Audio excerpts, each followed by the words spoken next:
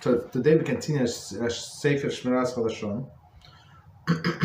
On today's topic, the best medicine.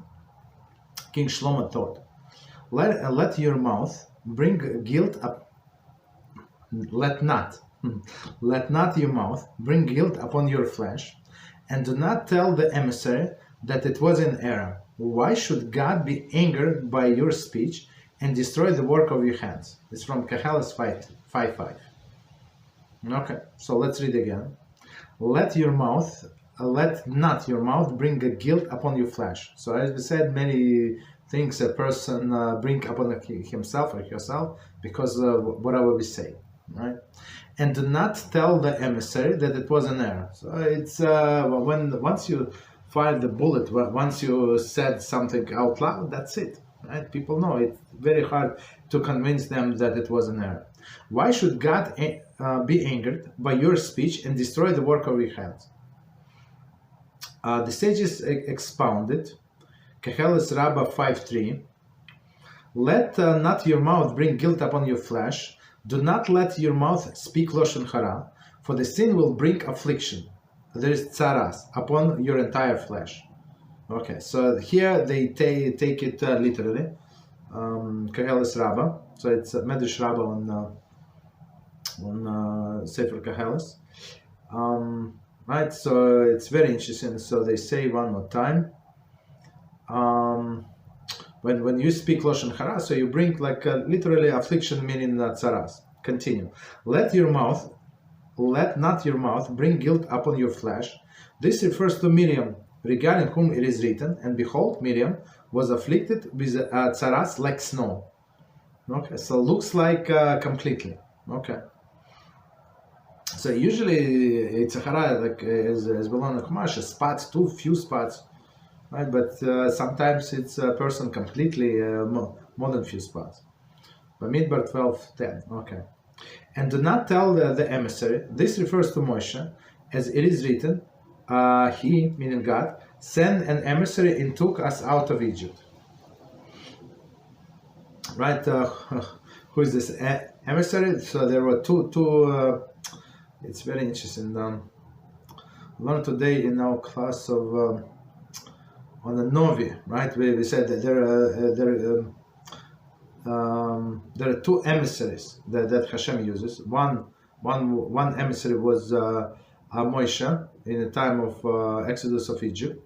Right? He brought the nation of Israel from Egypt and then into Israel. And the second one is going to be Eliyahu Hanavi. Right? So his second emissary that he's going to bring, like he was one of the people who is going to bring the people back to back to Israel in the time of Mashiach. Okay. Continue.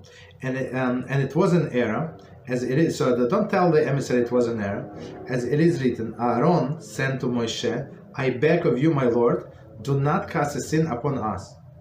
For we have been foolish and we have sinned." Right. So after this, somebody already spoke Lashon Hara. It's very hard, as we said many times. It's very hard to undo. Like try to think very, very hard like before we say something negative. Right. Why should God be angered by your speech, by the Lashon Hara, which you spoke to Moshe, as it is written? The wrath of Hashem flared up against them, and he left. So one more time. Why should God be angered by his speech, right? By the Lashon Hara, which you spoke of Moshe. As it is written, the wrath of Hashem flared up, and he said, okay, I'm out. So when Hashem lives in anger, meaning that we are not in such a good shape, right? So in the same episode of Miriam. And continue, next piece, it says, and destroy the work of your hands. Rabbi Yochanan said, she, meaning Miriam, sinned with her mouth, let all her limbs were afflicted. Right, clearly. As it is written, the cloud had departed from the top of the tent, and behold, Miriam was afflicted with tzaras like snow. So meaning, it's very interesting. The way I I understand. So how do you know that it was your hands and your feet, right? Because it's something that this is open. So all other parts of the body are covered, of course, but hands and feet some parts are uncovered. So that's how they understood, I guess. Rabbi Hashua taught, if a word is worth one coin, silence worth two. Rabbi Yehuda Hanasi said, the best medicine of all is silence. Right?